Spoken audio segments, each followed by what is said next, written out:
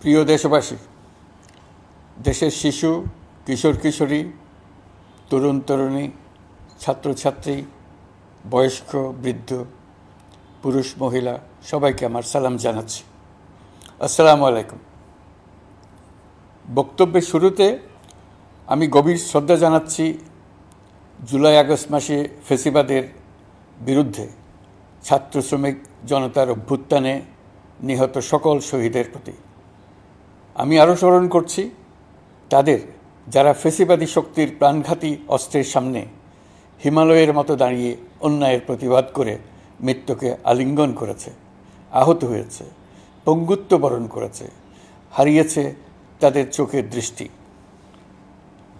সেই সব বীরদের স্মরণ করছি যারা মিথ্যাচার, লুটপাট, স্বৈরতন্ত্রের বিরুদ্ধে এক দফা দাবি নিয়ে দাঁড়িয়েছিল। কৃতজ্ঞতা চিত্তে স্মরণ করছি আপনাদের ভাই বোনদের, আপনাদের সন্তানদের যারা এই বিপ্লবে অংশগ্রহণ করেছিল। প্রিয় দেশবাসী, আমি আগেও জানিয়েছি, আবারও জানাচ্ছি, গণ অভ্যুত্থানে সকল শহীদের পরিবারকে পুনর্বাসন করা হবে। সকল আহত শিক্ষার্থী, শ্রমিক জনতার চিকিৎসার সম্পূর্ণ ব্যয় সরকার বহন করবে। আহতদের দীর্ঘমেয়াদী এবং ব্যয়বহুল চিকিৎসা এবং শহীদদের পরিবারের দেখাশোনার জন্য স্বাস্থ্য মন্ত্রণালয়ের নেতৃত্বে একটি পূর্ণাঙ্গ তালিকা প্রস্তুত করা হয়েছে। এখন এই নতুন তথ্য পাওয়ার ভিত্তিতে এই তালিকা হালনাগাদ করা হতে থাকবে। গণ অভ্যুত্থানের শহীদদের স্মৃতি ধরে রাখতে সরকার তার যাত্রা লগ্নে জুলাই গণহত্যা স্মৃতি ফাউন্ডেশন নামে একটি ফাউন্ডেশন প্রতিষ্ঠার উদ্যোগ নেয়। এখন সেই ফাউন্ডেশন তৈরি হয়েছে। সকল শহীদ পরিবার এবং আহতদের সর্বোত্তম চিকিৎসা সহ তাদের পরিবারের সম্পূর্ণ দায়িত্ব এই ফাউন্ডেশন গ্রহণ করছে। এই ফাউন্ডেশনে দান করার জন্য দেশের সকল মানুষ এবং বিদেশে অবস্থানরত বাংলাদেশিদের আমরা আহ্বান জানাচ্ছি। গত মাসে কুমিল্লা, নোয়াখালী, সিলেট অঞ্চলে আকস্মিক বন্যা এসব এলাকার মানুষকে হতভম্ব করে দিয়েছে। এখানে বেশিরভাগ এলাকায় কোনো দিন বন্যা হয়নি। তারা বন্যা মোকাবেলা করে অভ্যস্ত নন। দেশপ্রেমিক সশস্ত্র বাহিনী তাৎক্ষণিকভাবে বন্যা আক্রান্ত সবাইকে রক্ষার জন্য এগিয়ে আসে। সেনা, নৌ এবং বিমান বাহিনী পরস্পরের সঙ্গে সমন্বয় করে একযোগে কাজে নেমে পড়ার ফলে মানুষের দুর্ভোগ কম হয়েছে। এর পরপরই এনজিও এবং সাধারণ মানুষ দেশের সকল অঞ্চল থেকে দলে দলে এগিয়ে এসছে। আমি বিশেষ করে দেশপ্রেমিক সেনাবাহিনীকে আবারও ধন্যবাদ জানাচ্ছি। দেশের সকল দুর্যোগকালে তারা সবসময় আন্তরিকভাবে এগিয়ে এসছে। বিশেষ করে বন্যা ও শান্তি শৃঙ্খলা রক্ষার কাজে তাদের সৈনিক এবং অফিসাররা দিনের পর দিন যেভাবে দায়িত্ব পালন করেছে তার কোনো তুলনা হয় না। জনজীবনে স্বস্তি ও আত্মবিশ্বাস প্রতিষ্ঠায় তাদের ভূমিকা অনন্য। বাংলাদেশ সশস্ত্র বাহিনীর সকল সদস্যকে আমি ধন্যবাদ জানাই তাদের সততা, ত্যাগ ও অসীম দেশপ্রেমের জন্য। দেশের স্বাধীনতা সংগ্রাম থেকে শুরু করে বন্যা, খরা, ঝড়, বৃষ্টি, ঘূর্ণিঝড়, সকল প্রাকৃতিক দুর্যোগে আপনারা সকলের শেষ ভরসার স্থান। দেশের প্রতিটি ক্রান্তিলগ্নে আপনারা দেশের মানুষের পাশে থেকেছেন। দেশের স্বাধীনতার পক্ষে, সার্বভৌমত্বের পক্ষে অবস্থান নিয়েছেন। দেশ গঠনে আপনারা সবার আগে এগিয়ে এসছেন। বিগত জুলাই হতে শুরু হওয়া গণ অভ্যুত্থান, বন্যা, নিরাপত্তা প্রদান, অস্ত্র উদ্ধার সহ সকল কার্যক্রমে আপনারা সফলভাবে দিনরাত কাজ করে যাচ্ছেন। সরকার ও জনগণের পক্ষ থেকে আমি আপনাদের প্রতি কৃতজ্ঞতা জানাচ্ছি। বন্যা আমাদের জনজীবনে আরেকটি দিক উন্মোচন করল। দেশের সকল জায়গায় মানুষের সক্রিয় সহানুভূতির জোয়ার উঠেছিল অবিশ্বাস্য মাত্রায়। ব্যবসায়ী, অর্থবান ব্যক্তিরা যেমন তাদের অর্থ নিয়ে স্বতঃস্ফূর্তভাবে এগিয়ে এসেছিল, তেমনি দেশের বিভিন্ন প্রান্তের সাধারণ মানুষ, স্কুল, কলেজ, বিশ্ববিদ্যালয়ের ছেলেমেয়েরা জোয়ারের ঢলের মতো যার যার সামর্থ্য নিয়ে এগিয়ে এসছে। অনেকেই ছুটে গেছে বন্যার্তদের সহযোগিতা করার জন্য। এনজিওরা বিভিন্ন জায়গা থেকে ছুটে গেছে তাদের সহায়তা নিয়ে।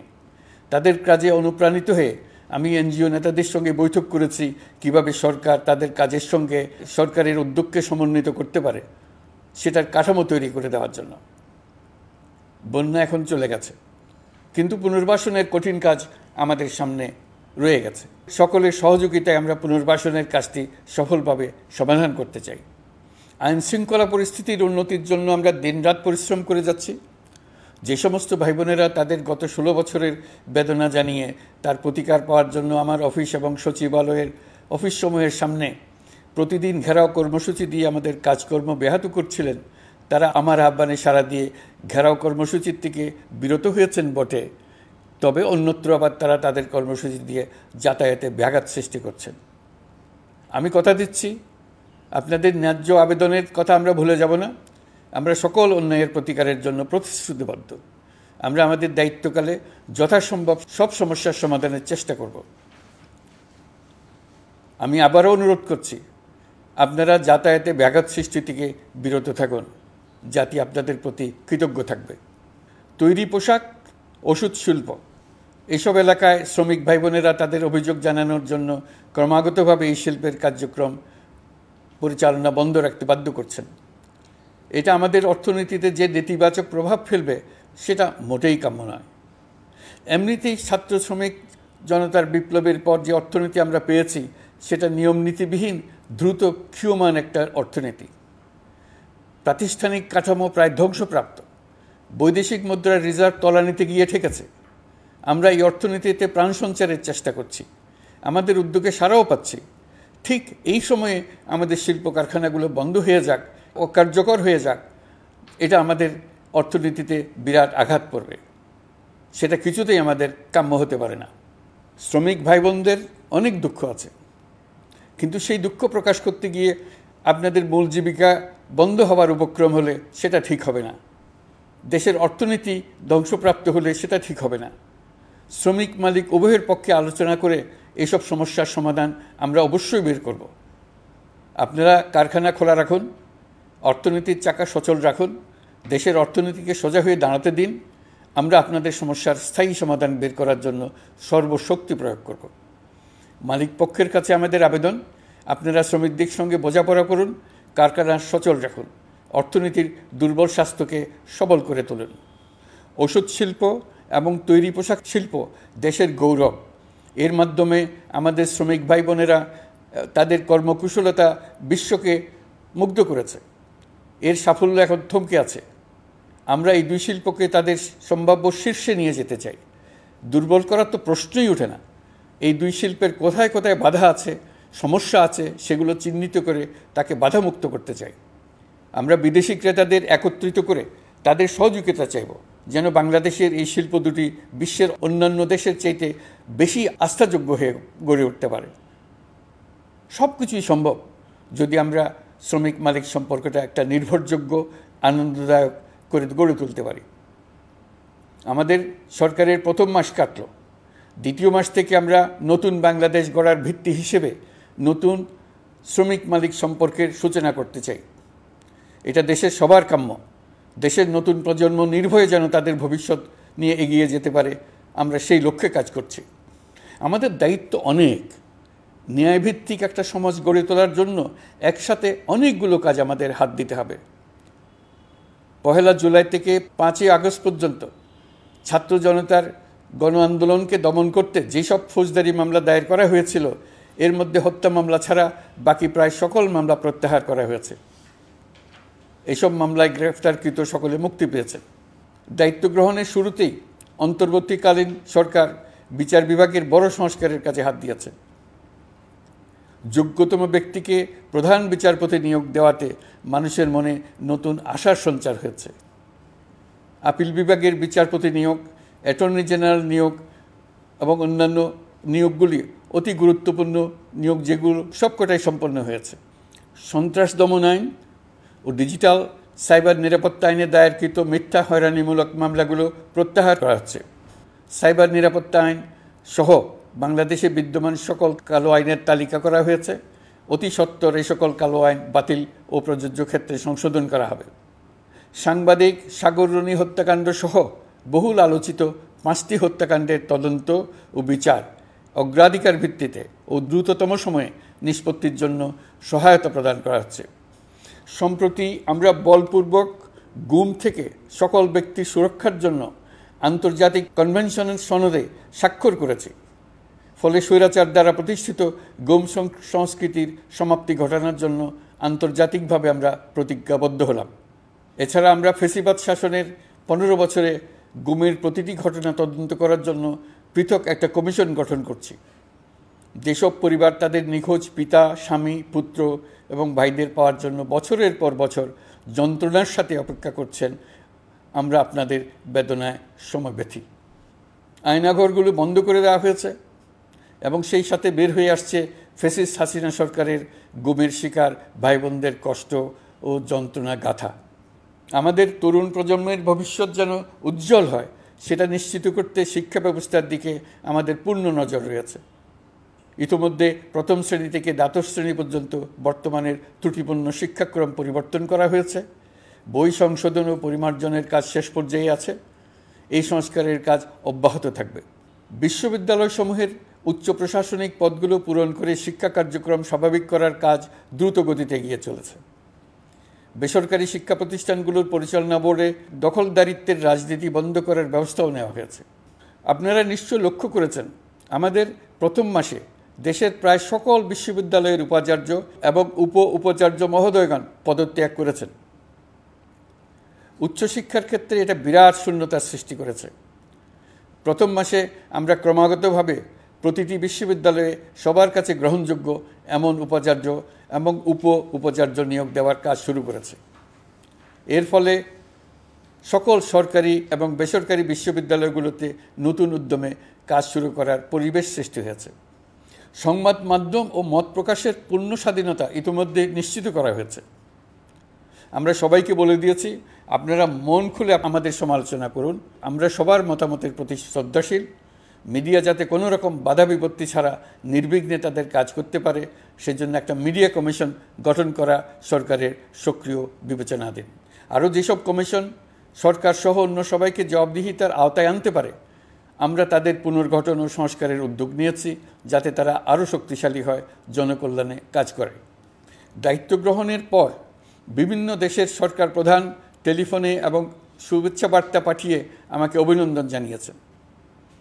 বিভিন্ন দেশের রাষ্ট্রদূত এবং হাই কমিশনারবৃন্দ আমার সাথে সাক্ষাৎ করে দ্বিপাক্ষিক সহযোগিতা বৃদ্ধির আশ্বাস দিয়েছেন। আমার অনুরোধে সংযুক্ত আরব আমিরাতের 57 জন বাংলাদেশি যারা ফ্যাসিবাদ বিরোধী বিক্ষোভে অংশগ্রহণ করা বিভিন্ন মেয়াদে কারাদণ্ডে দণ্ডিত হয়েছিলেন, তাদের সাধারণ ক্ষমা ঘোষণা করেছেন সে দেশের সরকার। ইতিমধ্যে তাদের কয়েকজন দেশে ফিরে এসেছেন। এই ক্ষমা প্রদর্শন ছিল অতি বিরল একটি ঘটনা। এই জন্য আমি সংযুক্ত আরব আমিরাতের রাষ্ট্রপতি শেখ মোহাম্মদ বিন জায়েদ আল নাহিয়ানকে ধন্যবাদ ও কৃতজ্ঞতা জানিয়েছি আপনাদের সবার পক্ষ থেকে। যে সমস্ত সরকার প্রধানের সঙ্গে আমার টেলিফোনে যোগাযোগ হয়েছে, তাদের মধ্যে রয়েছেন ভারতের প্রধানমন্ত্রী নরেন্দ্র মোদী, পাকিস্তানের প্রধানমন্ত্রী শাহবাজ শরীফ। আমরা ভারত এবং অন্যান্য প্রতিবেশী রাষ্ট্রসমূহের সঙ্গে সুসম্পর্ক চাই, তবে সেই সম্পর্ক হতে হবে ন্যায্যতা এবং সমতার ভিত্তিতে। ভারতের সাথে আমরা ইতিমধ্যে বন্যা মোকাবেলায় উচ্চ পর্যায়ে দ্বিপাক্ষিক সহযোগিতার আলোচনা শুরু করেছি। দক্ষিণ এশিয়ায় আঞ্চলিক সহযোগিতা বৃদ্ধির লক্ষ্যে আমি সার্ক রাষ্ট্রগোষ্ঠী পুনর্জীবিত করার উদ্যোগ নিয়েছি। আমরা চাই আমাদের দেশ যেন একটি গণতান্ত্রিক দেশ হিসেবে বিশ্বের কাছে সম্মানের সাথে পরিচিত হয়। দেশের পরিকল্পনা যেন দেশের মানুষকেন্দ্রিক হয়, কোনো নেতা বা দলকেন্দ্রিক না হয়। আমরা স্বৈরাচারী হাসিনা সরকারের অহেতুক কোটি কোটি টাকা ব্যয়ের প্রকল্প বাস্তবায়িত হতে দেখেছি, যেগুলো কখনোই দেশের মানুষের জন্য ছিল না, বরং এর সাথে জড়িত ছিল কুৎসিত আমিত্ব এবং বিশাল আকারের চুরি। চলমান এবং প্রস্তাবিত সকল উন্নয়ন প্রকল্পগুলোর যাচাই বাছাই করার কাজ ইতিমধ্যে আমরা শুরু করেছি। প্রকল্প বাস্তবায়নের পর্যায় বিবেচনা করে বাকি কাজে ব্যয়ের সাশ্রয় এমনকি প্রয়োজন মতে তা বাতিল করার কথা বিবেচনা করা হবে। দেশের মানুষকে আর ফাঁকি দেওয়া চলবে না। কর্মসংস্থান তৈরি করবে এমন প্রকল্পগুলোকে আমরা অগ্রাধিকার দেব। লুটপাট ও পাচার হয়ে যাওয়া অর্থ ফিরিয়ে আনার উদ্যোগ আমরা নিয়েছি। আর্থিক খাতে শৃঙ্খলা ফিরিয়ে আনতে একটা ব্যাংকিং কমিশনও গঠন করার উদ্যোগ নেওয়া হয়েছে। বিভিন্ন ব্যাংকের পরিচালনা পরিষদ পুনর্গঠন করা হয়েছে। ব্যাংকিং খাতে এই এক মাসে বিরাট পরিবর্তন এসেছে, আপনারা নিশ্চয়ই সেটা লক্ষ্য করেছেন। আমরা এই খাতে নিয়মনীতি প্রতিষ্ঠা করতে পেরেছি। আরও অনেক কাজ বাকি রয়ে গেছে। প্রথম মাসের কাজ হিসেবে শুধু প্রধান কাজগুলো করেছে, তার সঙ্গে রয়েছে আরও অনেক পরবর্তী কাজ। ফ্যাসিবাদী সরকার লুটপাট করার জন্য নতুন করে 60,000 কোটি টাকা ছাপিয়ে বাজারে ছাড়ার কারণে মুদ্রাস্ফীতির শিকার হয়েছে দেশের মানুষ। এই অতুলনীয় মুদ্রাস্ফীতি নিয়ন্ত্রণ অন্তর্বর্তী সরকারের অন্যতম প্রধান লক্ষ্য। মুদ্রাস্ফীতি নিয়ন্ত্রণের লক্ষ্যে পলিসি সুদের হার বৃদ্ধি করে 9% উন্নীত করা হয়েছে। মূল্যস্ফীতি থেকে সাধারণ মানুষকে সুরক্ষা দেওয়ার উদ্দেশ্যে ওএমএস খাদ্যবান্ধব কর্মসূচি সহ সুলভ মূল্যে প্রান্তিক মানুষের কাছে নিত্য প্রয়োজনীয় দ্রব্য সরবরাহ চলমান রাখা হয়েছে। মূল্যস্ফীতি মোকাবেলায় চলতি অর্থবছরে চাল ও গম আমদানির জন্য 5,800 কোটি টাকা, আভ্যন্তরীণ সংগ্রহের জন্য 8,900 কোটি টাকা এবং খাদ্য ভর্তুকির 3টি প্রোগ্রামের জন্য 7,360 কোটি টাকা বরাদ্দ রাখা হয়েছে। বিভিন্ন স্টেক হোল্ডারের সাথে সভা করে মূল্যস্ফীতি নিয়ন্ত্রণের করণীয়সমূহ চিহ্নিত করা হয়েছে। পরিচালন ও উন্নয়ন ব্যয় যৌক্তিক পরিমাণে হ্রাস করার জন্য কার্যক্রম গ্রহণ করা হয়েছে। কৃষিপণ্য উৎপাদনের জন্য সার আমদানির ক্ষেত্রে প্রয়োজনীয় বৈদেশিক মুদ্রার সরবরাহ নিশ্চিত করার পদক্ষেপ নেওয়া হয়েছে। প্রকৃত চাষিগণ যাতে কৃষি ঋণ পেয়ে থাকেন তা নিশ্চিত করার উদ্যোগ নেওয়ার পাশাপাশি কৃষি ঋণের পরিমাণ বৃদ্ধি করা হয়েছে। মার্কিন ডলারের বিপরীতে টাকার বিনিময় হার স্থিতিশীল রাখার লক্ষ্যে বৈদেশিক মুদ্রার বিনিময় হারকে বাজারভিত্তিক করা হয়েছে। কালো টাকা সাদা করার অনৈতিক অনুমতি বাতিল করা হয়েছে। বৈদেশিক মুদ্রার রিজার্ভ বৃদ্ধি করতে বিভিন্ন উন্নয়ন সহযোগীদের কাছ থেকে বাজেট সাপোর্ট চাওয়া হয়েছে। আন্তর্জাতিক মুদ্রা তহবিল থেকে অতিরিক্ত 3 বিলিয়ন মার্কিন ডলার, বিশ্বব্যাংক থেকে অতিরিক্ত 1 বিলিয়ন ডলার, জাইকা থেকে অতিরিক্ত 1 বিলিয়ন মার্কিন ডলার প্রদানের অনুরোধ করা হয়েছে। রূপপুর পারমাণবিক বিদ্যুৎ কেন্দ্র নির্মাণ প্রকল্পের অগ্রিম অর্থ পরিশোধ এবং বকেয়া পাওনা নিয়ে রাশিয়ান ফেডারেশনের সাথে অর্থ মন্ত্রণালয়ের আলোচনা চলছে। পাইপলাইনে থাকা 48 বিলিয়ন মার্কিন ডলার বৈদেশিক সহায়তা ব্যবহারের উদ্যোগ নেওয়া হয়েছে। মেগা প্রকল্পের নামে লুটপাট বন্ধের পাশাপাশি স্বাস্থ্য ও শিক্ষা খাতে বরাদ্দ বৃদ্ধির পরিকল্পনা গ্রহণ করা হয়েছে। বৈদেশিক মুদ্রার রিজার্ভের উপর চাপ কমানোর লক্ষ্যে রাশিয়া এবং চীন থেকে প্রাপ্ত ঋণের সুদের হার কমানো এবং ঋণের মেয়াদ বৃদ্ধির জন্য অনুরোধ জানানো হয়েছে। সকল উন্নয়ন সহযোগীদের সাথে সম্পর্ক আরও নিবিড় করার উদ্যোগ নেওয়া হয়েছে। সকল অর্থনৈতিক সূচক এবং পরিসংখ্যানের প্রকৃত মান বা সংখ্যা প্রকাশের জন্য নির্দেশনা প্রদান করা হয়েছে। জিডিপি, মূল্যস্ফীতি ইত্যাদি সঠিক উপাত্ত সংগ্রহ, প্রাক্কলন ও প্রকাশের জন্য নির্দেশনা দেওয়া হয়েছে। জাতীয় রাজস্ব বোর্ড এবং অর্থ বিভাগের রাজস্ব আয় সম্পর্কিত উপাত্তের মধ্যে পার্থক্য নিরসনে উদ্যোগ নেওয়া হয়েছে। প্রকৃত রপ্তানি আয় নিরূপণ এবং প্রকাশের নির্দেশনা দেওয়া হয়েছে।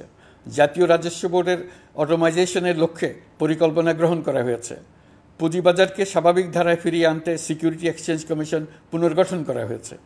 নিত্য প্রয়োজনীয় পণ্য সামগ্রীর সরবরাহ স্বাভাবিক রাখার নিমিত্তে ব্যবসায়ী, শিল্প মালিক ও ব্যবসায়ী সংগঠনের সাথে সভা করা হচ্ছে এবং তাদের মতামতের ভিত্তিতে বিভিন্ন ব্যবস্থা গ্রহণ করা হচ্ছে।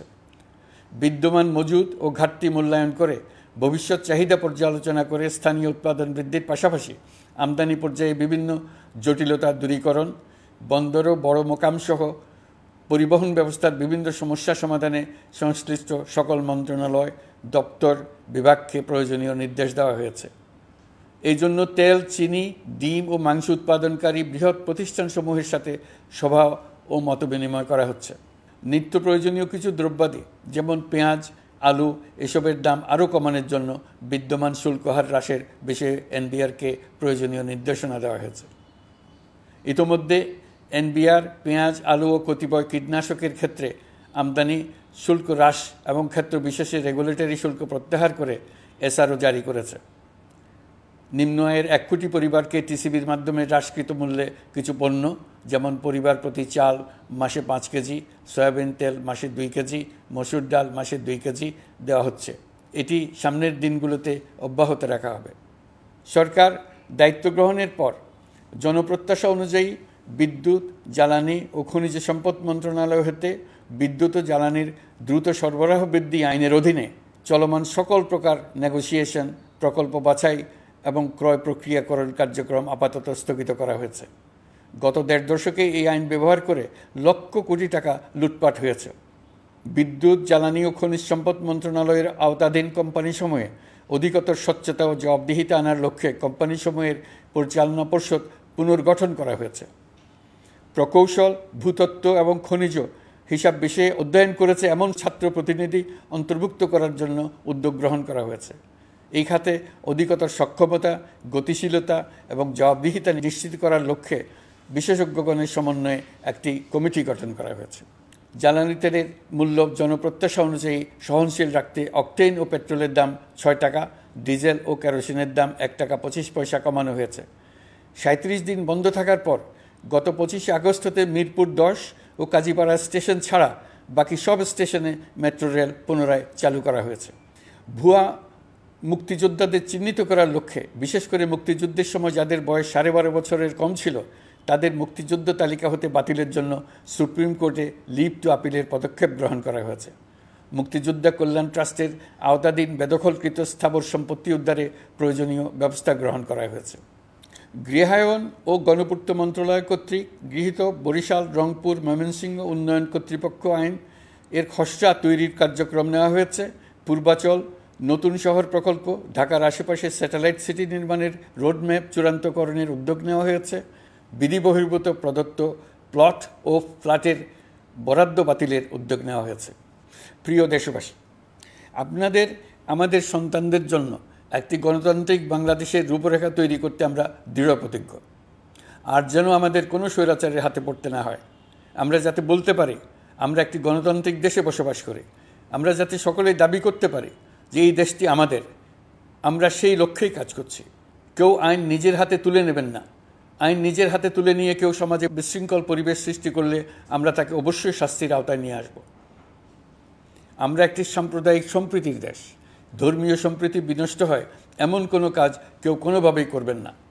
অতীতে শুধুমাত্র আওয়ামী মতাদর্শী না হওয়ার কারণে 18তম থেকে 42তম BCS পর্যন্ত BPSC কর্তৃক সুপারিশকৃত অনেক প্রার্থী নিয়োগ বঞ্চিত হয়েছেন। 8ই আগস্ট পরবর্তী সময়ে এর মধ্যে এদের 259 জনকে নিয়োগ দেওয়া হয়েছে। মাঠ প্রশাসনকে জনবান্ধব এবং দুর্নীতিমুক্ত জবাবদিহিমূলকভাবে গড়ে তোলার জন্য সব ধরনের উদ্যোগ নেওয়া হয়েছে। সরকারি কর্মচারীদের বাধ্যতামূলকভাবে সম্পদ বিবরণী দাখিলের নির্দেশ দেওয়া হয়েছে এবং এটা প্রতি বছর তাদেরকে করতে হবে। ধ্বংস হয়ে পড়া একটা জনপ্রশাসনকে নিয়ে যাত্রা শুরু করেছি। মন্ত্রণালয়গুলোর উচ্চতম পদে যারা নিয়োজিত ছিলেন তারা অনেকে দায়িত্ব ছেড়ে চলে গেছেন, কিংবা পদে থাকলেও সহকর্মীদের চাপের মুখে কাজ করতে পারছিলেন না, বাধ্য হয়ে পদত্যাগ করেছেন। আর যারা 16 বছরের স্বৈরাচারী শাসনের আমলে পদত্যাগে বাধ্য হয়েছিলেন কিংবা দায়িত্ববিহীন অবস্থায় একই পদে থেকে বাধ্য হয়েছেন, তাদের সবার কথা বিবেচনা নিয়ে জনপ্রশাসনকে নতুন করে দাঁড় করানোই ছিল আমাদের প্রথম মাসে কঠিনতম সময়। আবার সকল সমস্যার সমাধান করে একটি নতুন জনপ্রশাসন কাঠামো দাঁড় করাতে পেরেছি, এটাই আমাদের প্রথম মাসের সবচাইতে বড় অর্জন। আমার বিশ্বাস এই জনপ্রশাসন জনগণের ইচ্ছা পূরণে সর্বোচ্চ অবদান রাখতে পারবে। অতি স্বল্প জনবল নিয়ে দাপ্তরিক কার্যক্রম শুরু করা হলেও প্রথম দিকে বিভিন্ন মন্ত্রণালয় ও বিভাগ থেকে পাঠানো বিবিধ প্রস্তাব দ্রুত গতিতে এবং আইনগত সমস্ত বাধ্যবাধকতা মেনে সিদ্ধান্ত নেওয়া হয়েছে। গত 1 মাসে বিভিন্ন মন্ত্রণালয় ও বিভাগ 198টি অতি গুরুত্বপূর্ণ বিষয়ে সিদ্ধান্ত নিয়েছে। জনপ্রশাসনের 135 জন অতিরিক্ত সচিব, 227 জন যুগ্ম সচিব এবং 120 জন উপসচিবকে পদোন্নতি প্রদান করা হয়েছে। 59টি জেলার জেলা প্রশাসককে প্রত্যাহার করা হয়েছে এবং নতুন 59 জন জেলা প্রশাসককে নিয়োগ দেওয়া হয়েছে। 67 জন কর্মকর্তার চুক্তিভিত্তিক নিয়োগ বাতিল করা হয়েছে। 10 জন যুগ্ম সচিব, 8 জন অতিরিক্ত সচিব, 6 জন সচিবকে ওএসডি করা হয়েছে। বাংলাদেশ পুলিশের 80 জন ডিআইজি, 30 জন পুলিশ সুপার সহ 110 জনকে পদোন্নতি প্রদান করা হয়েছে। 1 জন ডিআইজি, 1 জন এডিশনাল ডিআইজি, 4 জন পুলিশ সুপারকে চাকরিতে পুনর্বহাল করা হয়েছে। আইজিপি সহ 10 জন অতিরিক্ত আইজি, 88 জন ডিআইজি, 21 জন এডিশনাল ডিআইজি, 177 জন পুলিশ সুপার সহ মোট 297 জন কর্মকর্তাকে বদলি করা হয়েছে। ছাত্র শ্রমিক জনতার বিপ্লবের মূল লক্ষ্য ছিল গণভবন। এটা ছিল স্বৈরাচারের কেন্দ্রবিন্দু। এই সরকার বিপ্লবের প্রতি সম্মান দেখিয়ে গণভবনকে বিপ্লবের জাদুঘর হিসেবে ঘোষণা দিয়েছে। ছাত্র জনতার ক্ষোভকে স্থায়ীভাবে তুলে ধরার জন্য গণভবনের আর কোনো সংস্কার করা হবে না। ছাত্র জনতার ক্ষোভের মুখে তা যে অবস্থায় দাঁড়িয়েছিল সেই অবস্থায় তাকে রাখা হবে। যেসব মূল্যবান সামগ্রী জনতা নিয়ে গিয়েছিল সেগুলো অনেক ফেরত দিয়ে গেছেন। যারা নিয়ে গিয়েছেন তারা নিজেরাই ফেরত দিয়ে গেছেন। তাদের আমরা দেশবাসীর পক্ষ থেকে ধন্যবাদ জানাচ্ছি। আরও কিছু জিনিস পাওয়া যায়নি, যারা নিয়ে গেছেন তাদের কাছে আমাদের অনুরোধ থাকবে তারা যেন এইসব সামগ্রী ফেরত দিয়ে যান। আমরা উল্লেখ করব এইসব বিক্ষুব্ধ জনতা নিয়ে গিয়েছিল, কিন্তু বিজয়ের পর তারা আবার জাদুঘরে প্রতি সম্মান দেখিয়ে এগুলো ফেরত দিয়ে গিয়েছেন। আমরা নতুন বাংলাদেশকে একটা পরিবেশ বান্ধব এবং জীববৈচিত্র্যময় দেশ হিসেবে গড়ে তোলার উদ্যোগ নিয়েছি। এটি তরুণদের আকাঙ্ক্ষা, আমাদের সবারই আকাঙ্ক্ষা। সেই লক্ষ্যে আমি প্রথমেই একটি ক্ষুদ্র পদক্ষেপ নিয়েছি। আমার বাসভবন এবং সমগ্র সচিবালয়ে প্লাস্টিকের পানির বোতল ব্যবহার নিষিদ্ধ করেছে। ইতিমধ্যে সুপার শপগুলোতে পলিথিনের শপিং ব্যাগ ব্যবহার বন্ধ করার উদ্যোগ নেওয়া হয়েছে। গত কয়েক দশকে যে পরিমাণ নদী দূষণ হয়েছে, আমরা তা বন্ধ করার উদ্যোগ নিয়েছি। আমরা সংস্কার চাই। আমাদের একান্ত অনুরোধ, আমাদের উপর যে সংস্কারের গুরু দায়িত্ব দিয়েছেন, সেই দায়িত্ব দিয়ে আপনারা দর্শকের গ্যালারিতে চলে যাবেন না। আপনারা আমাদের সঙ্গে থাকুন, আমরা একসঙ্গে সংস্কার করব। এটা আমাদের সবার দায়িত্ব। আপনারা নিজ নিজ জগতে সংস্কার আনুন। একটা জাতির সংস্কার শুধু সরকারের সংস্কার হলে হয় না। আপনি ব্যবসায়ী হলে আপনার ব্যবসায়ী সংস্কার আনুন। ব্যবসায়ী গোষ্ঠীরা তাদের নিজ নিজ সমিতির মাধ্যমে সংস্কার আনুন। সমিতিতে সংস্কার আনুন। নতুন করে সমিতি গঠনতন্ত্র সংশোধন করুন। আপনি শ্রমিক হলে আপনার ক্ষেত্রে আপনি সংস্কার করুন। আপনি রাজনৈতিক নেতাকর্মী হলে আপনার ক্ষেত্রে সংস্কার করুন। আপনি প্রতিষ্ঠান প্রধান হলে আপনার প্রতিষ্ঠানে সংস্কার আনুন। আমি এটাকে সুযোগ হিসেবে গ্রহণ করার জন্য সবাইকে আহ্বান জানাচ্ছি। এই সংস্কারের মাধ্যমে আমরা জাতি হিসেবে নতুনভাবে যাত্রা শুরু করতে চাই। আমাদের এই যাত্রা আমাদেরকে পৃথিবীর একটা সম্মানিত জাতি হিসেবে প্রতিষ্ঠিত করুক, এটাই আমাদের সবার কাম্য, এটাই আমাদের সবার লক্ষ্য। গত এক মাসে আমি বেশ কিছু রাজনৈতিক দলের সঙ্গে পৃথকভাবে বসছি, তাদের সঙ্গে মতামত বিনিময় করেছি। তারা আমাদের উৎসাহিত করেছেন, ছাত্র শ্রমিক জনতার বিপ্লবের লক্ষ্যের প্রতি সমর্থন জানিয়েছেন, সংস্কারের কাজে পূর্ণ সহযোগিতা দেওয়ার আশ্বাস দিয়েছেন। আমি দেশের বিশিষ্ট সম্পাদক বৃন্দের সঙ্গে মত বিনিময় করেছি, তারাও সংস্কারের কাজে পূর্ণ সহযোগিতা দেওয়ার আশ্বাস দিয়েছেন। তারা বিভিন্ন বিষয়ে মূল্যবান পরামর্শ দিয়েছেন। সবার পরামর্শ নিয়ে এখন আমাদের অগ্রসর হওয়ার পালা। আমি বিশিষ্ট ব্যবসায়ীদের সঙ্গে বৈঠক করেছি, তাদের কাছে আমাদের সরকারের লক্ষ্যগুলো ব্যাখ্যা করেছি, তারাও আমাদের লক্ষ্যের সঙ্গে একমত প্রকাশ করেছেন। আপনারা জানেন, ছাত্র শ্রমিক জনতার ঐতিহাসিক জুলাই গণ অভ্যুত্থানের মুখে এবং হাজারো মানুষের আত্মদানের বিনিময়ে বাংলাদেশে ফ্যাসিস্ট সরকারের পতন হয়েছে। এই গণ অভ্যুত্থানের বার্তা ও আকাঙ্ক্ষা বাস্তবায়নের জন্য একটি অভূতপূর্ব সময় ও সুযোগ আমরা এর মধ্য দিয়ে অর্জন করেছি। এর বাস্তবায়ন তথা বাংলাদেশের ফ্যাসিজম বা স্বৈরতান্ত্রিক শাসন পুনরাবৃত্তির আশঙ্কা রোধ এবং জনমালিকানা ভিত্তিক কল্যাণমুখী জনস্বার্থে নিবেদিত একটি রাষ্ট্র ব্যবস্থা প্রবর্তনের লক্ষ্যে কিছু জাতীয় ভিত্তিক সংস্কার সম্পন্ন করা জরুরি হয়ে পড়েছে। উক্ত সংস্কার ভাবনার অন্যতম কেন্দ্রবিন্দু হচ্ছে সুষ্ঠু নির্বাচন ব্যবস্থা, সুশাসন প্রতিষ্ঠা করা। আমরা যেহেতু জনগণের ভোটাধিকার ও জনগণের মালিকানায় বিশ্বাস করি, সেহেতু নির্বাচন ব্যবস্থার উন্নয়নে আমাদের সংস্কার ভাবনায় গুরুত্ব পেয়েছে অধিক।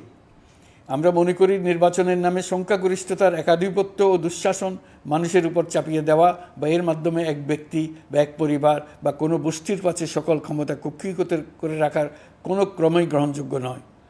এসব আশঙ্কা রোধ করার জন্য নির্বাচনের সাথে সম্পর্কিত নির্বাচন কমিশন সহ অন্যান্য প্রতিষ্ঠানগুলোর সংস্কারের কথা আমরা ভাবছি। নির্বাচন ব্যবস্থার সাথে সম্পর্কিত প্রতিষ্ঠান হিসেবে পুলিশ প্রশাসন, জনপ্রশাসন, বিচার প্রশাসন, দুর্নীতি দমন কমিশন এই 4টি প্রতিষ্ঠানের সংস্কার করা সুষ্ঠু ও অবাধ নির্বাচনের জন্য অপরিহার্য। এসব প্রতিষ্ঠানের সংস্কার জনমালিকানা ভিত্তিক, জবাবদিহিমূলক এবং কল্যাণমূলক রাষ্ট্র ব্যবস্থা প্রতিষ্ঠায় অবদান রাখবে বলে আমি বিশ্বাস করি। এর পাশাপাশি সমাজের সকল স্তরের মানুষের প্রতিনিধিত্ব ও স্বার্থ নিশ্চিত করার জন্য এবং জুলাই গণ অভ্যুত্থানের বার্তাকে প্রতিফলিত করার জন্য সাংবিধানিক সংস্কারের প্রয়োজন আমরা অনুভব করছি।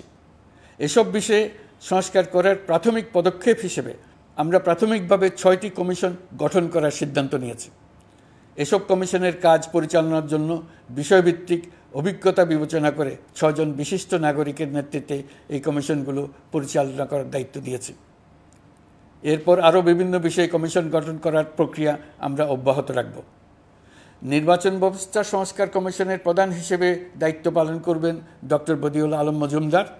পুলিশ প্রশাসন সংস্কার কমিশনের প্রধান হিসেবে কাজ করবেন জনাব সরফরাজ চৌধুরী। বিচার বিভাগ সংস্কার কমিশনের প্রধান হিসেবে দায়িত্ব পালন করবেন বিচারপতি শাহ আবু নাঈম মমিনুর রহমান। দুর্নীতি দমন সংস্কার কমিশনের প্রধান হিসেবে দায়িত্ব পালন করবেন ডক্টর ইফতেখারুজ্জামান। জনপ্রশাসন সংস্কার কমিশনের প্রধান হিসেবে দায়িত্ব পালন করবেন জনাব আব্দুল মুহিত চৌধুরী। সংবিধান সংস্কার কমিশনের প্রধান হিসেবে দায়িত্ব পালন করবেন ডক্টর শাহদিন মালিক। এসব কমিশনের অন্য সদস্যদের নাম কমিশন প্রধানদের সাথে আলোচনা করে ঠিক করা হবে। কমিশনগুলোর আলোচনা ও পরামর্শ সভায় উপদেষ্টা পরিষদের সদস্য, ছাত্র, শ্রমিক জনতা আন্দোলনের প্রতিনিধি, নাগরিক সমাজ ও রাজনৈতিক দলের প্রতিনিধিরা উপস্থিত থাকবেন। পূর্ণাঙ্গভাবে গঠিত হওয়ার পর কমিশন আনুষ্ঠানিকভাবে তাদের কাজ আগামী 1 অক্টোবর থেকে শুরু করতে পারবে বলে আমি আশা করছি এবং এটি পরবর্তী 3 মাসের মধ্যে সম্পন্ন হবে বলে আমরা ধারণা করছি। কমিশনের রিপোর্টের ভিত্তিতে সরকার পরবর্তী পর্যায়ে প্রধান রাজনৈতিক দলগুলোর সাথে পরামর্শ সভার আয়োজন করবে। চূড়ান্ত পর্যায়ে ছাত্র সমাজ, নাগরিক সমাজ, রাজনৈতিক দলের প্রতিনিধি, সরকারের প্রতিনিধি নিয়ে ব্যাপক ভিত্তিক 3 থেকে 7 দিন ব্যাপী একটি পরামর্শ সভার ভিত্তিতে সংস্কার ভাবনার রূপরেখা চূড়ান্ত করা হবে। এতে এই রূপরেখা কীভাবে বাস্তবায়ন হবে তার একটি ধারণাও দেওয়া হবে। এই আয়োজন জুলাই গণঅভ্যুত্থানের বার্তা বাস্তবায়ন ও রাষ্ট্র পুনর্নির্মাণ তাগিদের ঐক্যবন্ধনে গোটা জাতিকে শক্তিশালী ও আশাবাদী করে তুলবে বলে আমাদের বিশ্বাস। প্রিয় দেশবাসী, আমাদের সামনে অনেক কাজ।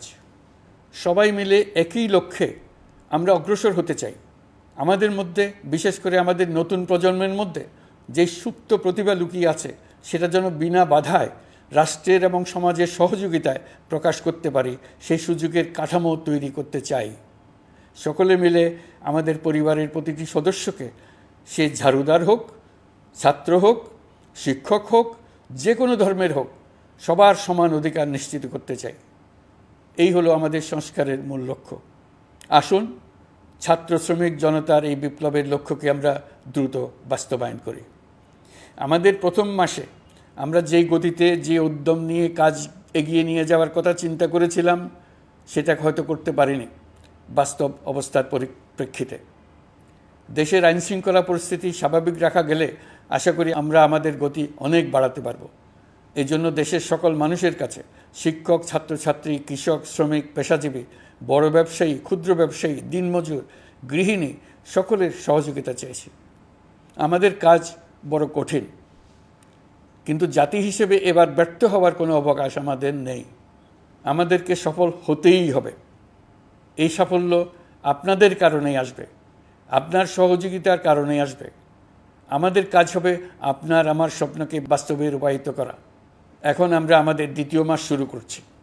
আমাদের 2য় মাসে যেন আপনাদের মনে দৃঢ় আস্থা সৃষ্টি করতে পারি, সেই চেষ্টা করে যাব। ধৈর্য ধরুন, এই কথাটি আমি মোটেই আপনাদের বলবো না। আমরা সবাই অধৈর্য হয়ে পড়েছি। এত সব কাজ কখন যে শেষ হবে এটা চিন্তা করে আমরা অধৈর্য হব, কেন হব না? কিন্তু সঠিকভাবে কাজ করব, কাজে কোনো অধৈর্যের চিহ্ন রাখব না। প্রিয় দেশবাসী, দেশের শিশু, কিশোর কিশোরী, তরুণ তরুণী, ছাত্রছাত্রী, বয়স্ক, বৃদ্ধ, পুরুষ, মহিলা, সবাইকে আবারও আমার সালাম জানাচ্ছি। আসসালামু আলাইকুম। আপনাদের সবাইকে ধন্যবাদ জানাচ্ছি। মহান আল্লাহ আমাদের সকলের সহায় হন।